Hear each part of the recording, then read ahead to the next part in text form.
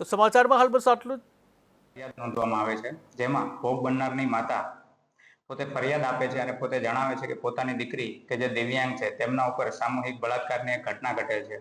જે અનુસંધાને તેમની માતા એવું જણાવે છે કે બે આરોપીઓ જેમનું નામ છે અશ્વિન રાઠોડ તેમજ વિજય રાઠોડ કે જે પૂર્વ આયોજિત કાવતરા દ્વારા રાત્રિના 2 વાગ્યા દરમિયાન પોતાના ઘરમાં ઘૂસી જાય છે અને દીકરી સાથે સામૂહિક બળાત્કારની ઘટના ઘટે છે તેવી ફરિયાદ પોલીસ સ્ટેશનમાં આવીને જાહેર કરે છે અને તે અનુસંધાને જંબુસર પીઆઈ દ્વારા તાત્કાલિક એફઆઈઆર દાખલ કરવામાં આવે છે અને આ ઘટનાની ગંભીરતા તેમજ વર્તમાન પરિસ્થિતિ જોઈ અને રેન્જ આઈજી શ્રી સાહેબ સંદીપસિંહ સાહેબ તેમજ ભરૂચ એસપી શ્રી મયુર ચાવડા સાહેબ દ્વારા સૂચના આપવામાં આવે છે કે આ આરોપીઓને તાત્કાલિક પકડી પાડવામાં આવે.